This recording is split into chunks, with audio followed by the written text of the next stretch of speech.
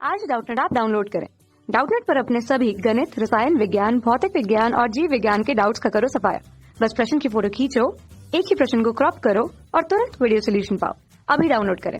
नमस्कार दोस्तों, हमसे पूछा गया है किसी निकाय के द्रव्यमान केंद्र को परिभाषित करने से क्या लाभ होता है। तो देखो, द्रव्यमान केंद्र की बात कर रहे हैं यहाँ पर। द्रव्यमान केंद्र होता क्या है ये जान लेते हैं। जैसे कि हमारे पास कोई निकाय है, ये कुछ इस प्रकार का निकाय है। इस निकाय में क्या है कि हमारे पास द्रव्यमान है ये, ठीक है, m द्रव्यमान है। अब इसमें अनंत कण होंगे, तो मान लिया कि इस बिंदु का, इस बिंदु का, इस बिंदु का या फिर इस कण का अलग अलग यहाँ पर द्रव्यमान है। तो ये मान लिया m1 है, ये मान लिया m2 है, ये m3 हो गया। तो इस प्रकार यहाँ पर अलग अलग द्रव्यमान है। तो अलग अलग द्रव्यमान है, तो मैं क्या करता हूँ कि मुझे नहीं पता, मुझे क्या करना है कि इन सब को एक द्रव्यमान मान लिया। मतलब कि इसका एक ऐसा भाग मानना है, एक ऐसा बिंदु निकालना है जहां पर मैं सभी द्रव्यमानों का केंद्रित मान सकता हूँ। मतलब कि सभी द्रव्यमान वहां पर केंद्रित मान सकता हूँ। तो इसके बीच में कहीं पर ये मान लिया कि हमारा ये द्रव्यमान आ गया m, तो ये पूरा द्रव्यमान m मान लिया। तो ये एक तरह से बिंदु द्रव्यमान हो गया।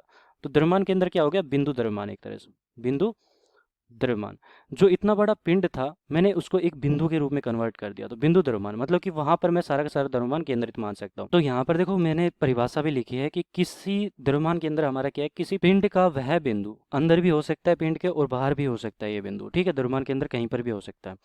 जहां पर पिंड का पूर्ण द्रव्यमान केंद्रित मान सकते हैं वह द्रव्यमान केंद्र कहलाता है। जैसे कि अगर देखो अंदर और बाहर की बात कर रहे हैं, तो अंदर जैसे कि हमारा ठोस हो गया तो अंदर हो गया। लेकिन कभी कभी होता है कि हमारी जो चकती है, एक तरह से मान लिया कि हमारी जो चकती है वो क्या है कि ठोस ना होकर कुछ इस प्रकार है। ये ठोस होगी, ठीक है, लेकिन इसके बीच में से कुछ भाग मैंने काट दिया। तो इसका द्रव्यमान केंद्र कहाँ पर होगा, इसके केंद्र पर। इसका जो केंद्र है चकती का वहाँ पर होगा। तो वहाँ पर देखो ये खाली जगह है, वहाँ पर कोई द्रव्यमान नहीं है, फिर भी उसका द्रव्यमान केंद्र है। तो इस प्रकार हो सकता है बाहर है, एक तरह से इससे चकती से बाहर है। तो द्रव्यमान केंद्र हमारा किस तरफ है, चकती के जहाँ पर द्रव्यमान स्थित ही नहीं है वहाँ पर है, ठीक है। तो ये द्रव्यमान केंद्र हो गया हमारा। और द्रव्यमान केंद्र के लाभ क्या होते हैं, तो लाभ की बात करता हूँ तो जैसे कि हम सभी द्रव्यमानों को एक साथ यहाँ पर केंद्रित मान सकता हूँ मैं। तो केंद्रित अगर माना मैंने यहाँ पर, तो होता क्या है कि जैसे कि मैं स्थानांतरण गति की बात करता हूँ, स्थानांतरण गति में सारा का सारा हमारी गति अलग अलग द्रव्यमानों की यहाँ पर गति करना अध्ययन करना आवश्यक नहीं है, ठीक है। मैं ये नहीं कहूँगा कि m1 द्रव्यमान हमारा v से गतिमान है, ये भी v से गतिमान है, ये भी v से गतिमान है।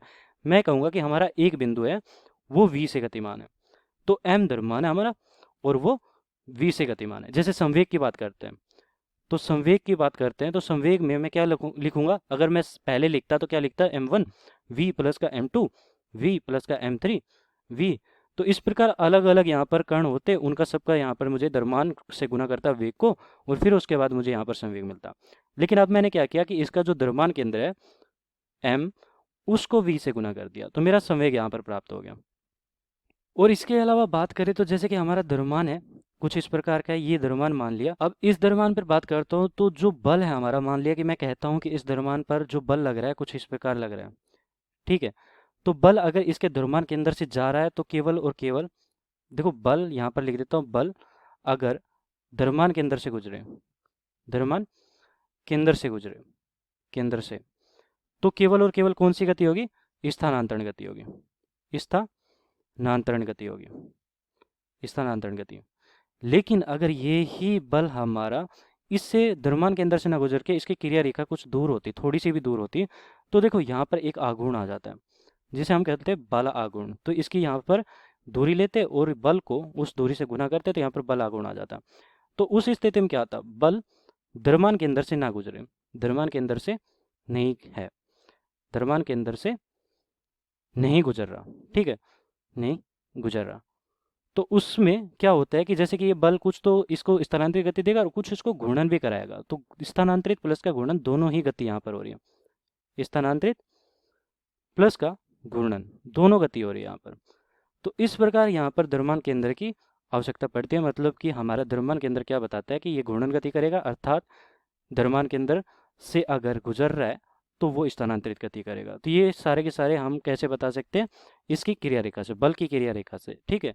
तो इस प्रकार संवेग निकाल सकते हैं, बल की दिशा हम बता सकते हैं, बल के कारण कौन सी गति होगी ये बता सकते हैं। तो ये सब लाभ हो गया हमारे। धन्यवाद।